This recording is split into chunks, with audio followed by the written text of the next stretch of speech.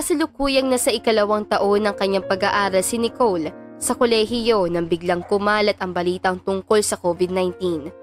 Noong una, inakala niyang pansamantala lamang ang krisis. Ngunit habang tumatagal ang sitwasyon, naisip niyang maaari siyang makahabol sa kanyang mga klase gamit ang modular o online na paraan. Hindi niya nga lang inaasahan na magiging reaksyon ng kanyang tiya Nelia. "Tita, baka pwedeng kahit mag-modular or online class na lang ako." Mahinang pakiusap ni Nicole. Sinisikap ipakita na handa siya magpatuloy kahit na nasa gitna sila ng pandemya. Ngunit sa halip na pag-unawa, nagulat siya sa naging tugon ng kanyang tiyahin. "Aba, Nicole, palamunin lang kita sa bahay ko. Kaya huwag kang mag-demand na magtuloy ngayon sa pag-aaral. Ang atupagin mo ay ang paghahanap ng matinong trabaho nang may ambag ka naman sa buhay namin ng anak ko." Parang tinamaan si Nicole ng malamig na hangin. Tila sinaksak siya ng mga salitang iyon. Nanlaki ang kanyang mga mata. Gulat at halong-halong emosyon ang namayani sa kanyang puso. "Tita, hindi ko naman po sinasabi na hindi ako tutulong," sagot niya. Pilit na ipinapaliwanag ang kanyang sarili. "Gusto ko lang po talaga makapag-aral. Ang edukasyon ko po ang tanging puhunan ko para sa hinaharap ko."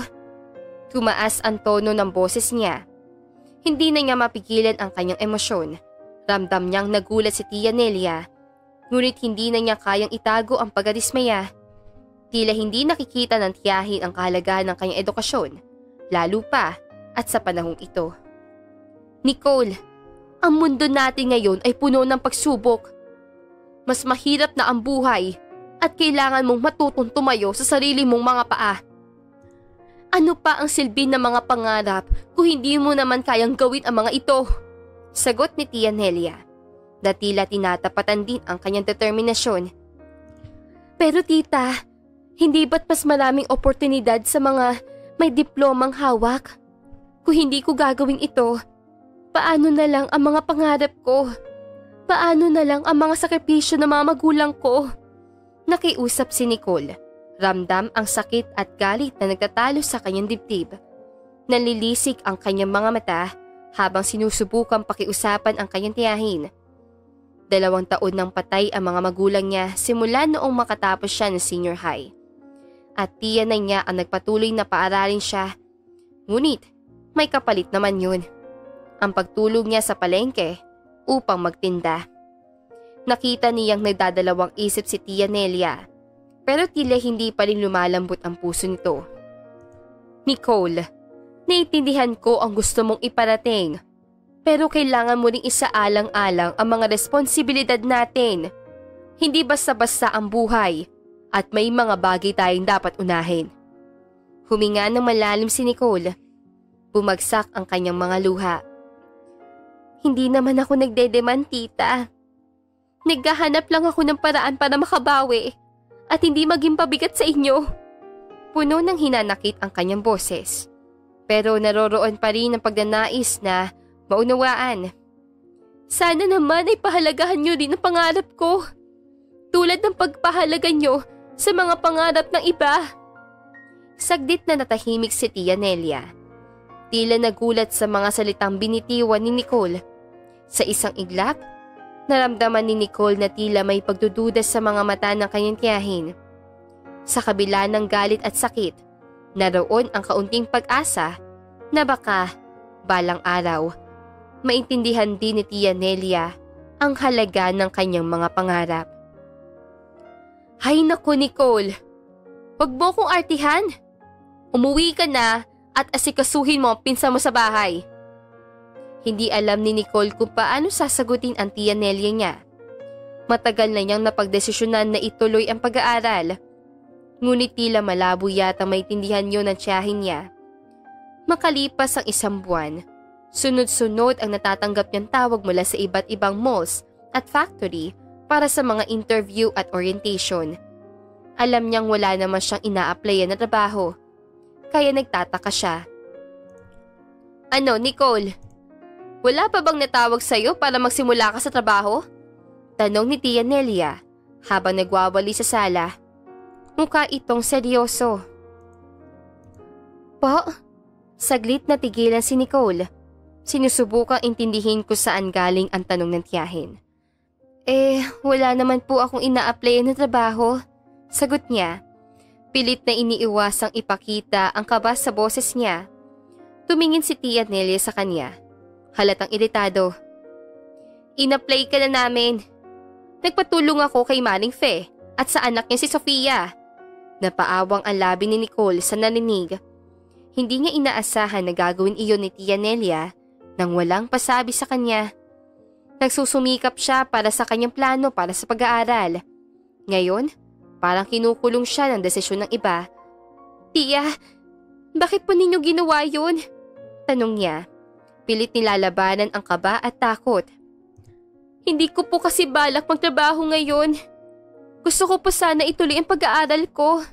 Bumuntong hininga si Tia Nelia. Halatang hindi kumbinsido.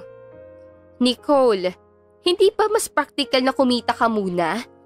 Hindi sa sinasabi kong mali ang pag-aaral, pero magulo ang mundo ngayon. Pera ang kailangan. Gusto ni Nicole na ipilit ang plano niya, pero sa mga mata ni Tia Nelia, alam niyang hindi basta-basta matatanggap yun. Ramdam niya ang tensyon sa pagitan nilang dalawa. Mga pangarap ni Nicole laban sa praktikalidad na ipinipilit ng tiyahin.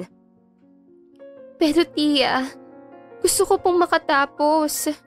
Gusto ko pong magpatuloy sa pangarap ko. Sagot ni Nicole. Mahina ngunit may halong pakiusap. Tumingin si Tia Nelia sa kanya. Halatang pinag-iisipan ang bawat salitang sinasabi ng pamangkin. Nicole, minsan ang mga pangarap ay kailangan i-delay para sa mga pangangailangan. Isipin mo to, isang hakbang sa trabaho ngayon. Mas malapit ka sa pera. Pera ang kailangan natin ngayon. Aba, sobrang taas sa mga bilihin. Napatigil si Nicole. Tama ba si Tia Nelia? Dapat ba niyang kalimutan ang pag-aaral pasamantala? O ipaglaban ang pangarap niya? Ayaw isipin ni Nicole na magiging hadlang ang kahirapan, pati na ang pandemya, para makapagtapos siya. Matagal niyang pinangarap ang magkaroon ng diploma at maiahon ang pamilya mula sa hirap. Ngunit habang tumatagal, pahirap ng pahirap ang sitwasyon. Sa pagpasok at pagtagal ng pandemya ay nagkaroon na ng lockdown at nawalan na rin ng hanap buhay si Tia Nelia.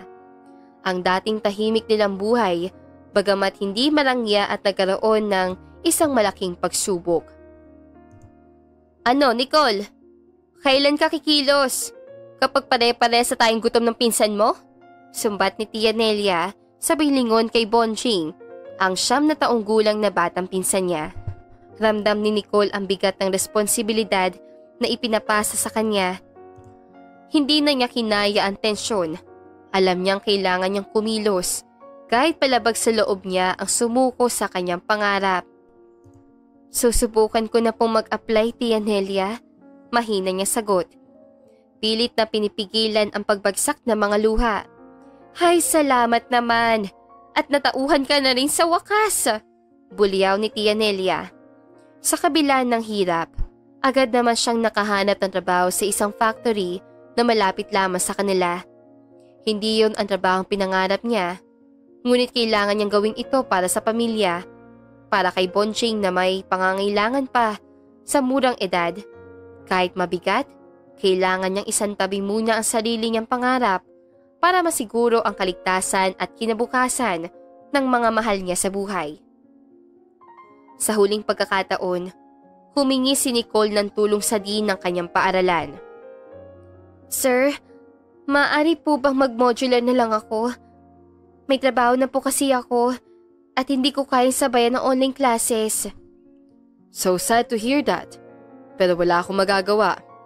Kailangan ay umattend ka pa rin ng online class. Tugon ng professor.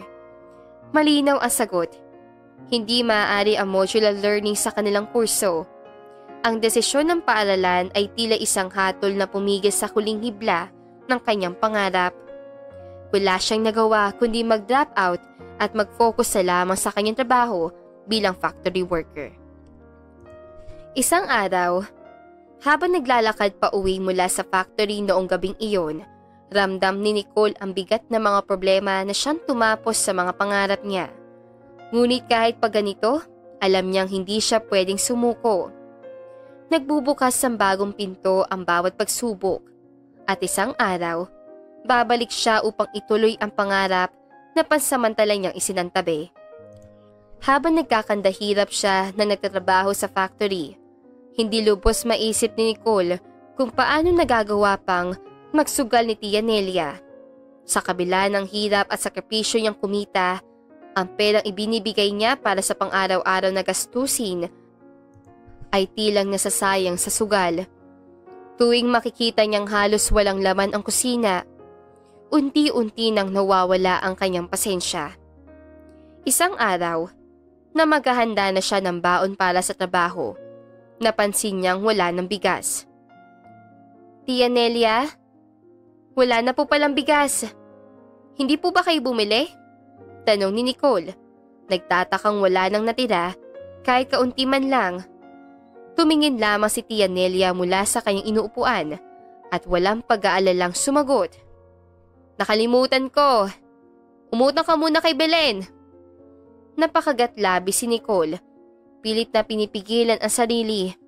Alam na niya kung nasaan ang perang pambudget nila.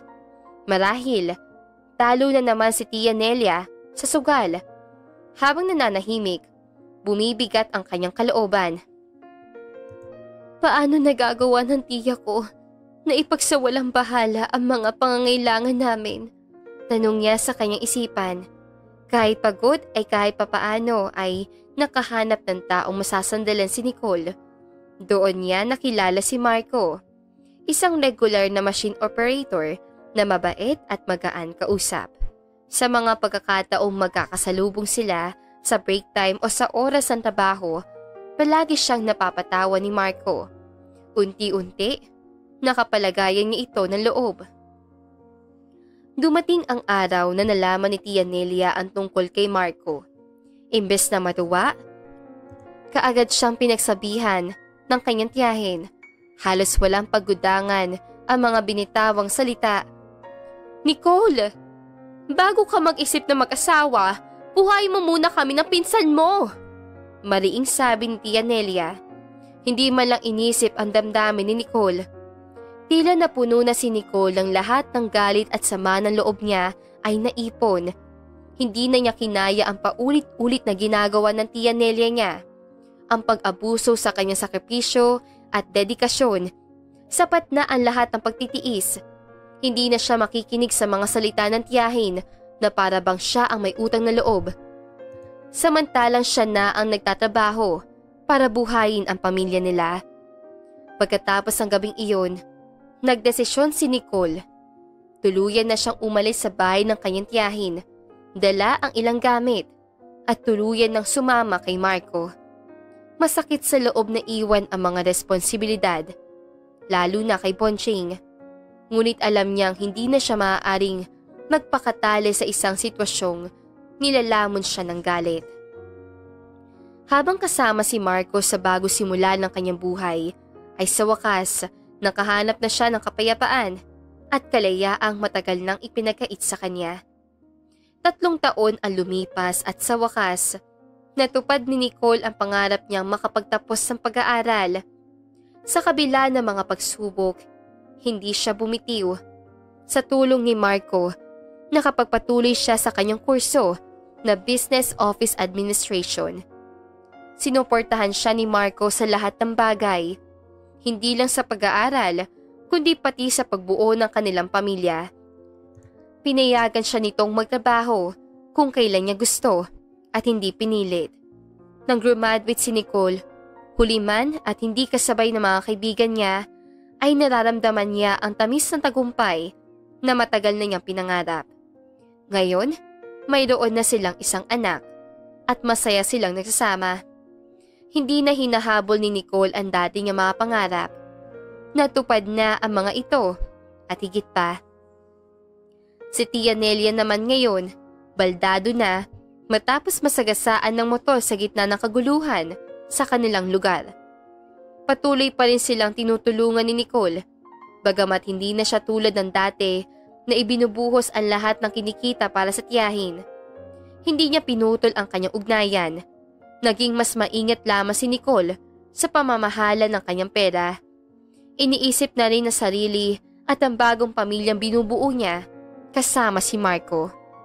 Ngayon, siya na rin ang nagpapaaral kay Bonjing. Mas pinili niya mag-focus sa education ng pinsan kaysa ipilit na magtrabaho ito ng maaga.